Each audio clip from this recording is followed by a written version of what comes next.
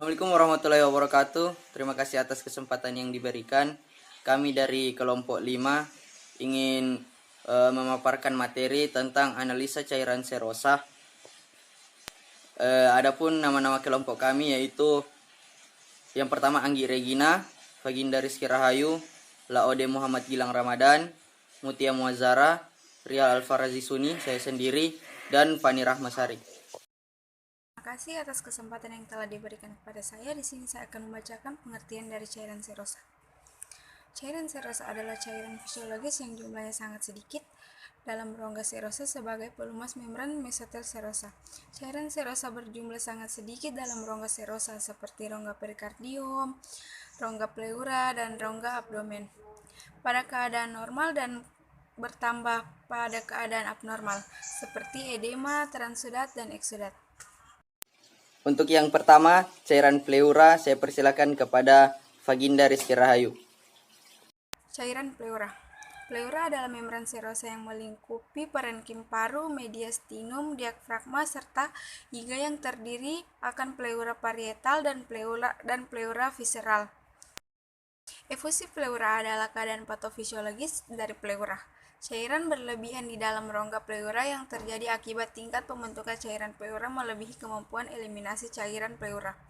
Efusi pleura terjadi ketika akumulasi cairan pleura berlebihan dalam rongga pleura sebagai akibat transudasi dan eksudasi. Selanjutnya, eksudat dan transsudat. Efusi pleura transsudat dapat dibedakan dengan eksudat berdasar pada konsentrasi dari protein laknat dehidrogenase atau LDH di dalam cairan pleura. Efusi pleura eksudat memenuhi minimal 1 dari 3 kriteria di bawah ini atau kriteria Light. Sedangkan efusi pleura transsudat tidak memenuhi satupun dari 3 kriteria berikut. Seperti yang pertama protein cairan pleura atau protein serum 0,5, yang kedua LDH cairan efusi pleura atau LDH serum 0,6, yang ketiga LDH cairan pleura melebihi 2/3 dari batas atas nilai rentang referensi, yang keempat LDH laboratorium. Selanjutnya yaitu pengambilan sampel. Cairan pleura yang diambil perlu dibagi ke dalam beberapa tabung yang berbeda untuk berbagai jenis pemeriksaan, yaitu yang pertama 5-7 ml dimasukkan ke dalam tabung dengan EDTA atau bertutup ungu untuk keperluan pemeriksaan makroskopik, hitung jumlah sel, morfologi sel, dan hitung jenis sel atau hapusan dicat dengan urek atau GEMSA. Yang kedua yaitu 7-10 ml ke dalam tabung heparin bertutup hijau untuk pemeriksaan kimia seperti protein total, glukosa, laktat dehidrogenase atau LDH, amilase, dan pemeriksaan kimia yang lain. Yang ketiga 7-10 ml ke dalam tabung heparin steril atau bertutup hijau untuk keperluan kultur, pengecetan gram, pengecetan BTA yang dilakukan dari hapusan hasil sitosentrifugasi. Yang keempat 2-3 ml dalam sharing heparin untuk pengukuran pH. Yang kelima 25 ml atau lebih dalam wadah untuk antikoagulan heparin untuk pemeriksaan sitologi atau pengecetan Papa Nikolaou. Selanjutnya metode pemeriksaan. Adapun pemeriksaan makroskopik yang pertama yaitu transsudat atau jernih kekuningan, eksudat kuning atau kuning kehijauan, kilotoraks putih seperti susu, epiema kental dan keruh, epiema anarium berbau busuk, mesotelioma maligna sangat kental dan berdarah. Selanjutnya, saya persilakan kepada Anggi Regina. Baik, saya akan melanjutkan materi dari teman saya. Tadi sudah dijelaskan bahwa pemeriksaan dari cairan pleura itu dibagi menjadi 3. Yang pertama yaitu pemeriksaan mikroskopik, pemeriksaan makroskopik, dan pemeriksaan kimiawi. Nah, teman saya tadi sudah menjelaskan mengenai pemeriksaan makroskopik, di mana pemeriksaan itu bisa kita lihat secara langsung. Nah, selanjutnya saya akan menjelaskan mengenai pemeriksaan mikroskopik dan pemeriksaan kimiawi. Baik, pada pemeriksaan mikroskopik itu kita memeriksa dengan menghitung jumlah sel. Nah, pada perhitungan jumlah sel leukosit pada cairan yang hemoragis, eritrosit harus terlebih dahulu dilisiskan dengan menggunakan larutan turk ataupun menggunakan larutan amonium oksalat dengan metilin blue. Nah, fungsi dari penambahan larutan ini yaitu untuk melisiskan eritrosit dan menambahkan warna pada leukosit. Nah, sedangkan untuk menghitung jumlah sel itu dibandingkan dengan jumlah leukosit total yang dapat memberikan informasi penyebab dari efusi pleura ini. Adapun cara kerja dari pemeriksaan mikroskopik ini, terlebih dahulu cairan disentrifus dengan kecepatan 2000 rpm selama 10 menit. Nah, kemudian sedimen dari hasil sentrifus ini tadi kita buatkan hapusan preparat. Nah, hapusan ini dicat dengan urate atau metilin blue. Nah, dihitung sel mononuklear dan polinuklear dengan 100 leukosit dan hasilnya dinyatakan dalam persentase. Saat ini alat hematologi otomatis dapat memeriksa jumlah sel dan jenis leukosit pada cairan tubuh seperti efusi pleura, asites, dan cairan cerebrospinal. Prinsip dan metode yang menyerupai pemeriksaan darah lengkap. Nah, untuk interpretasi hasil, dominan limfosit mendukung dugaan ke arah neoplasma limfoma atau tuberkulosis, tetapi gambaran ini juga tampak pada penderita pleura efuti pingenik yang respon terhadap pengobatan. Nah, dominasi leukosit polimorfonuklear seringkali pada pneumonia dan pankreatitis. Eosinofilia pada efusi pleura seringkali tidak dapat dijelaskan atau tidak spesifik. Selanjutnya mengenai pemeriksaan kimiawi. Pemeriksaan kimiawi ini sendiri terbagi menjadi beberapa pemeriksaan. Yang pertama yaitu uji Rivalta. Uji Rivalta ini dipakai secara kasar dan sederhana untuk membedakan antara transudat dan eksudat. Nah, prinsip dari pemeriksaan ini asam asetat glasial plus protein presipitasi. Untuk cara kerjanya sendiri, yang pertama yaitu memasukkan 100 ml aquades ke dalam tabung reaksi. Teteskan asam asetat glasial 96% sebanyak 1 tetes. Kemudian diaduk hingga homogen, diukur pH. Nah, pH-nya itu 5-6. Kemudian diteteskan sampel yang akan diperiksa ke dalam tabung reaksi tersebut. Nah, untuk interpretasi dari hasil pemeriksaan uji Rivalta ini, untuk transudat itu sendiri akan membentuk awan kemudian menghilang, sedangkan untuk cairan yang bersifat eksudat, presipitasi putih kemudian tenggelam. Selanjutnya pada pemeriksaan kimiawi juga diperiksa tentang kadar protein. Nah, penentuan kadar protein ini sama dengan yang dilakukan pada cairan cerebrospinal, yaitu dengan cara spektrofotometri. Larutan asam sulfosalisilat 3% bila dicampur dengan protein akan menimbulkan kekeruhan koloidal.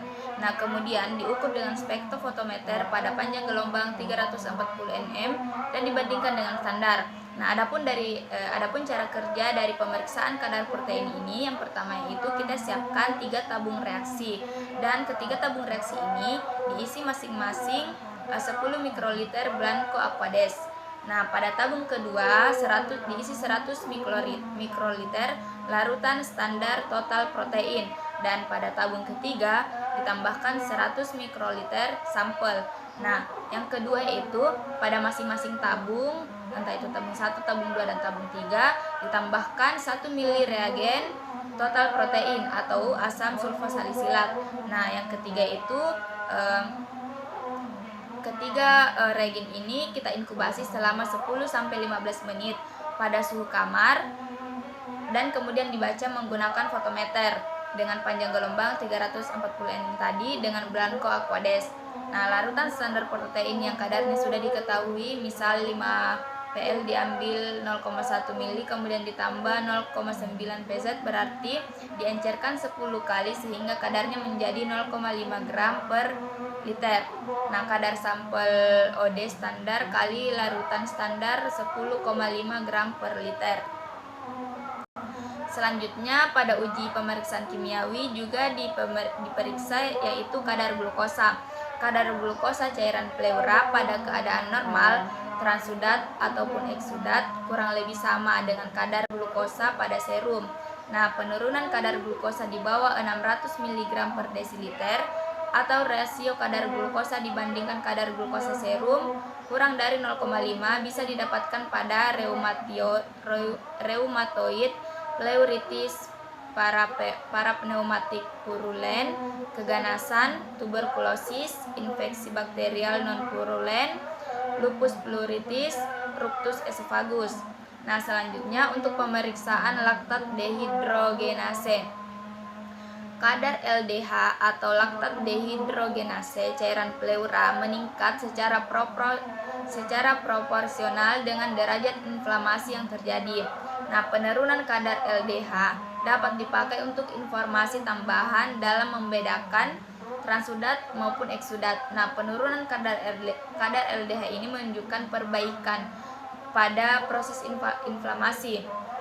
Nah, kadar LDH meningkat pada inflamasi yang memburuk sehingga perlu dilakukan tindakan pengobatan yang lebih agresif. Nah, itulah tadi mengenai pemeriksaan mikroskopik cairan pleura dan pemeriksaan kimiawi. Selanjutnya saya kembalikan kepada moderator. Selanjutnya Fani Rahmasari. Baik, yang kedua ada cairan peritoneum. Peritoneum adalah membran yang mengelilingi dinding abdomen, viscer abdomen, dan pelvis. Peritoneum terdiri dari lapisan tipis mesotelium dan membran yang mengelilingi rongga peritoneum. Pada keadaan normal, terdapat cairan dalam rongga peritoneum yang volumenya jarang melebihi 5 mili pada laki-laki, sedangkan pada wanita biasanya 5-18 mili. Pembentukan cairan peritoneum merupakan proses dinamis akibat suatu keseimbangan yang tetap antara produksi dan absorpsi. Keadaan ini dipengaruhi oleh adanya tekanan onkotik dan tekanan hidrostatik yang sangat berperan dalam pengendalian aliran cairan antara jaringan kapiler peritoneum dengan rongga peritoneal. Keseimbangan yang dinamik tersebut dipertahankan antara plasma dan rongga peritoneum. Adanya keadaan yang memengaruhi keseimbangan tersebut menyebabkan terkumpulnya cairan yang melebihi normal pada rongga peritoneum. Baik, selanjutnya pengambilan sampel. Pengambilan cairan peritoneal dapat dilakukan tindakan fungsi yang biasa disebut parasentesis dan PL, diagnosis peritoneal lavage. Nah, evaluasi cairan asites untuk membedakan transudat dan eksudat ada 4, yaitu pemeriksaan makroskopik, pemeriksaan mikroskopik, yaitu dengan jumlah dan hitung sel. Yang ketiga pemeriksaan kimia, yaitu kandungan protein, pemeriksaan amilase, glukosa, LDH, konsentrasi lipid. Dan yang terakhir pemeriksaan mikrobiologi, yaitu seperti kultur untuk tuberkulosis dan jamur, sitologi dan pengecetan. Pengumpulan dan perlakuan sampel yang benar sangat berpengaruh pada hasil pemeriksaan yang akan dilakukan. Pengumpulan sampel yang benar memerlukan kerjasama yang baik antara klinisi dengan pihak laboratorium. Cairan asites yang diambil perlu dibagi ke dalam beberapa tabung yang berbeda untuk berbagai macam pemeriksaan, yaitu pertama 5-7 mili dimasukkan ke dalam tabung dengan EDTA bertutup ungu untuk keperluan pemeriksaan makroskopis. Seperti hitung jumlah sel, morfologi sel, dan hitung jenis sel atau hapusan dicat dengan white atau ginsa. Nah, yang kedua, 7 sampai 10 mili ke dalam tabung heparin bertutup hijau untuk pemeriksaan kimia seperti protein total, glukosa, LDH, amilase, dan pemeriksaan kimia yang lain. Nah, yang ketiga, 7 sampai 10 mili ke dalam tabung heparin steril bertutup hijau untuk keperluan kultur, pengecatan gram, pengecatan BA yang dilakukan dari hapusan hasil sitosentrifugasi. Yang keempat, 2-3 mili dalam syring heparin untuk pengumpulan pH. Dan yang terakhir atau yang kelima, 25 mili atau lebih dalam wadah dengan antikoagulan heparin untuk pemeriksaan sitologi atau pengecetan Papa Nicolau. Pemeriksaan makroskopis. Secara makroskopis bisa didapatkan petunjuk macam dan jenis cairan asites. Transudat biasanya jernih, kurang jernih, dan tidak ada bekuan. Sedangkan eksudat biasanya keruh dan sering terdapat bekuan karena adanya leukosit, sel tumor atau protein yang tinggi. Interpretasi hasil transudat itu jernih, kekuningan jernih atau berwarna kekuningan dan tidak ada bekuan atau clot, negatif can, dan ada hexuan. Pemeriksaan mikroskopis untuk hitung jenis sel leukosit dilakukan pengecetan dengan cat Wright, dan untuk pemeriksaan sitologi dilakukan pengecetan Papa Nicolau. Alat dan bahan. Alatnya yaitu pipet leukosit, kamar hitung infrared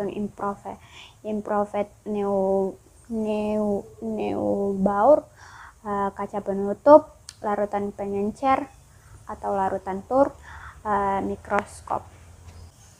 Cara kerjanya, yang pertama itu pipet larutan tur dengan pipet leukosit dari toma sampai tanda 1. Yang kedua, pipet sampel sampai tanda 11. Yang ketiga, campur 3 sampai 4 menit, masukkan ke dalam kamar hitung. Yang ketiga itu dicampurkan 3 sampai 4 menit lalu dimasukkan ke dalam kamar hitung. Lihat di bawah mikroskop dengan pembesaran objektif 10 kali. Hitung jumlah leukosit di 5 kamar hitung. Rumus perhitungannya itu jumlah sel yang dihitung dikali pengenceran atau area hitung dikali kedalaman sama dengan sel per mikroliter. Atau jumlah leukosit dalam 5 kotak sama dengan N, jumlah volume 5 kamar hitung sama dengan 1 mm dikali 1 mm dikali 0,1 mm dikali 5 sama dengan 0,5 mm kubik. 0,5 mm kubik sama dengan N. 1 mm kubik sama dengan N dibagi 0,5. 0,5 sama dengan 2N. Sampel diencerkan 10 atau 9 kali. Dalam 1 mm kubik cairan asites sama dengan 2N dikali 10/9 sama dengan 20/9N.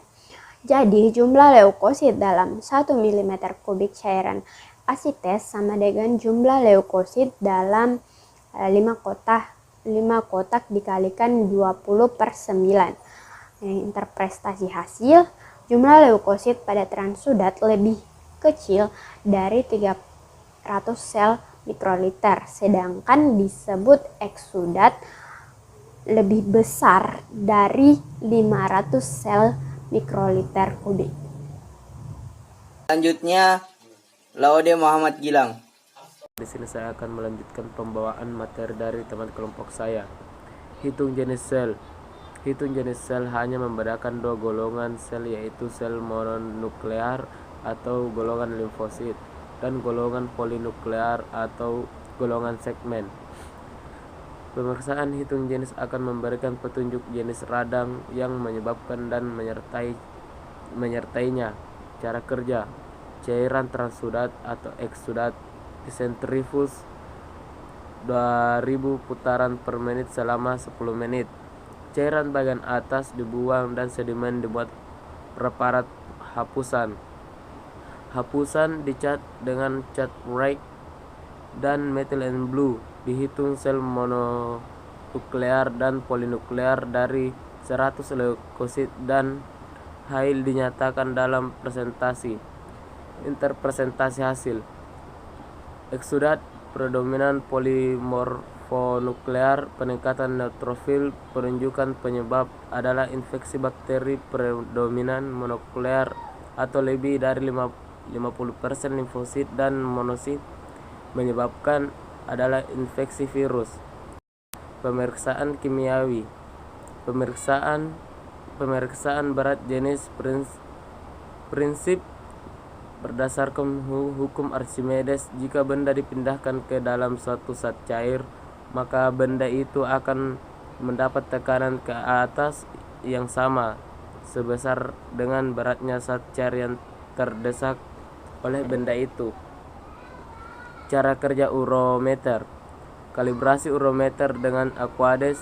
Isi gelas ukur dengan cairan asetes penuh, letakkan di tempat datar dan hilangkan buih dengan kertas saring. Masukkan urometer dan putaran pada sumbunya, jangan menyentuh dinding gelas dan dasar gelas. Baca meniskus. Perhitungannya yaitu kalibrasi dengan Aquades. Misal, Aquades terbaca 1,003, maka faktor koreksi 0,003. Faktor koreksi suhu: setiap kenaikan suhu 3 derajat Celcius di atas suhu tera-urometer tambah 0,001 bila ada pengenceran faktor koreksi pengenceran 2 angka besar terakhir pengenceran. Faktor koreksi protein atau glukosa: 1 gram desiliter protein atau glukosa, maka hasil dikurangi 0,003. Misalnya, peneraan dengan Aquades: Bj kurang Bj 1,002. Cairan peritoneum Bj sama dengan 1,1.012. Bj cairan asetes 0,010. Suhu kamar 30 derajat Celcius. Urometer ditera pada T 159 Celcius. Bj cairan asetes 30 kurang 15 3 kali 0,001 tambah 1,010 sama dengan 0,15. Koreksi pengenceran, maka 2 kali Bj sama dengan 1,030. Koreksi terhadap protein atau glukosa 1 gram desiliter dikurangi 0,003. Interpretasi hasil: tersudat kurang dari 1,018. Eksudat lebih dari 1,018. Pemeriksaan protein: pemeriksaan protein dapat dilakukan secara kualitatif, yaitu dengan tes Rivalta, dan secara kuantitatif dengan mengukur kadar protein dalam cairan tubuh, metode Esbach dan metode Biuret. Uji Rivalta untuk membedakan antara transudat dan eksudat. Prinsip: asam asetat glasial plus protein presipitas. Cara kerja: masukkan 100 ml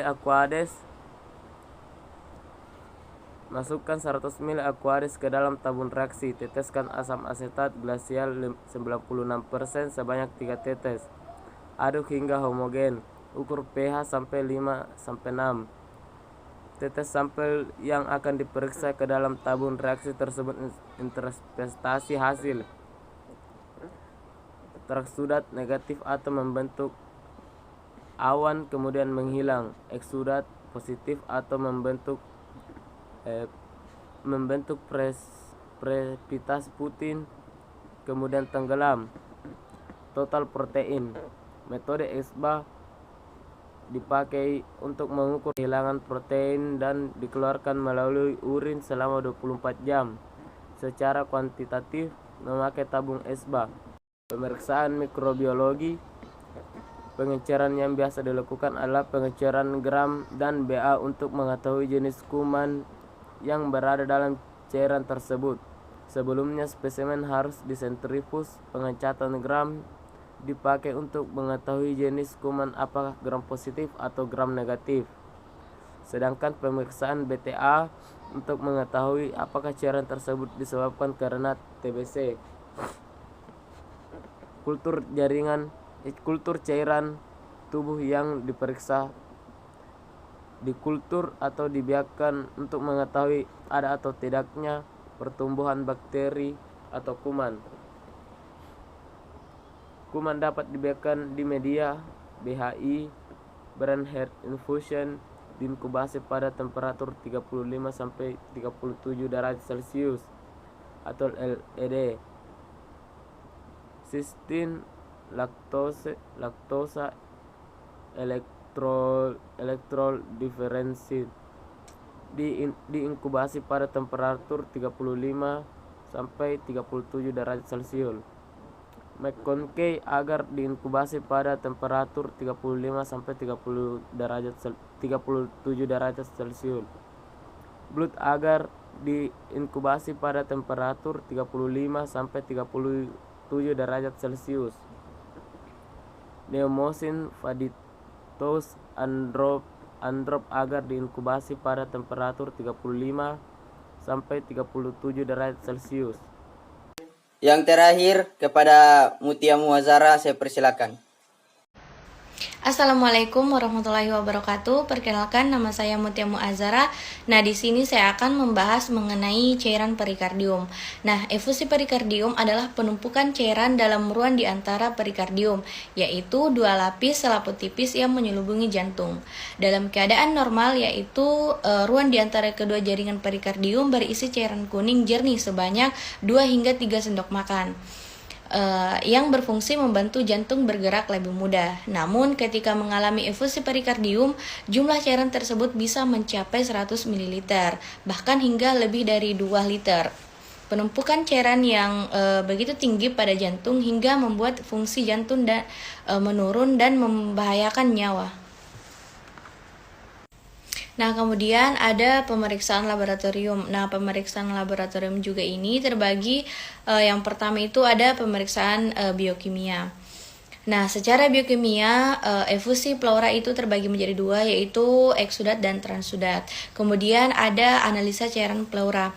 Nah, di sini transudatnya itu jernih kekuningan, eksudatnya itu kuning ke kuning hijauan, kemudian hilotoraksnya itu putih seperti susu, empyema-nya itu kental dan keruh, kemudian empyema anaerobnya itu berbau busuk. Nah, cairan perikardium yang normal bersifat jernih dan berwarna kuning kepucatan. Efusi perikardium patologis dapat mengandung transudatif, eksudatif, sanguineous ataupun silaus menyerupai susu.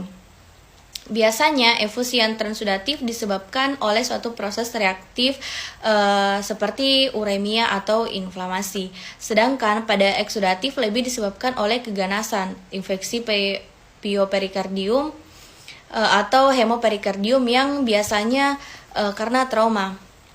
Efusi hemoragik sering disebabkan oleh tumor, tuberkulosis, ruptur kardiak ataupun trauma.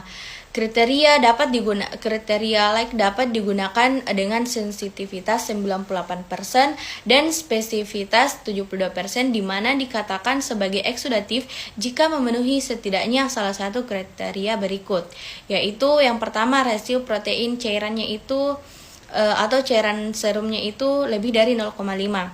Kemudian yang kedua itu rasio LDH cairannya itu atau LDH serumnya itu lebih dari 0,6.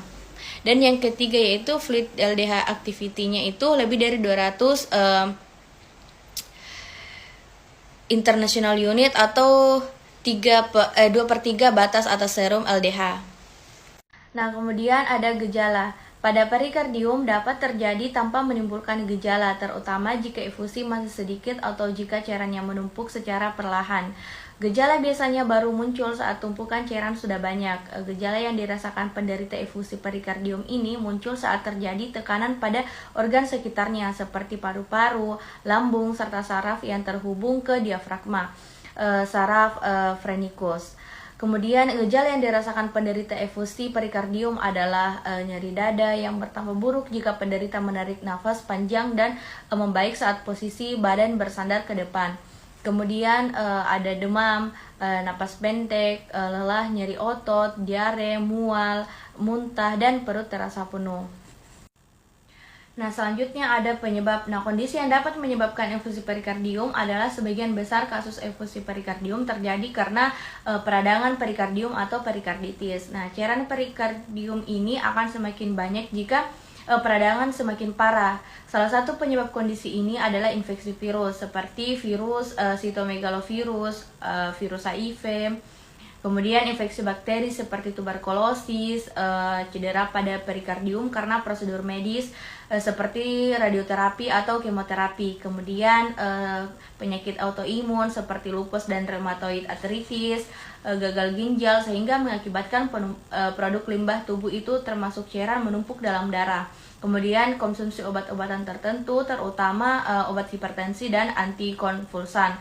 Kemudian serangan jantung atau operasi jantung yang menimbulkan peradangan perikardium dan cedera atau luka tusuk di sekitar jantung. Kelenjar tiroid yang kurang aktif atau hipotiroidisme. Kendati demikian, banyak juga kasus efusi perikardium yang tidak ditemukan penyebabnya atau disebut idiopathic pericardial effusion. Nah, yang selanjutnya ada diagnosis. Penetapan diagnosis pada efusi perikardium dapat dilakukan dengan pemeriksaan fisik, terutama dengan mendengar suara denyut jantung. Kemudian, penetapan diagnosis juga perlu diperkuat dengan adanya beberapa pemeriksaan penunjang seperti tes darah, foto ronsen dada. Nah, dengan foto ronsen dada ini kita dapat melihat jantung yang membesar jika jumlah cairan perikardium itu banyak. Kemudian ada pemeriksaan ekokardiografi. Nah, pemeriksaan ekokardiografi ini menggunakan gelombang suara untuk dapat menampilkan gambaran jantung sehingga dapat terlihat seberapa parah efusi perikardium yang terjadi. Kemudian ada pemeriksaan elektrokardiografi atau yang biasa disebut EKG.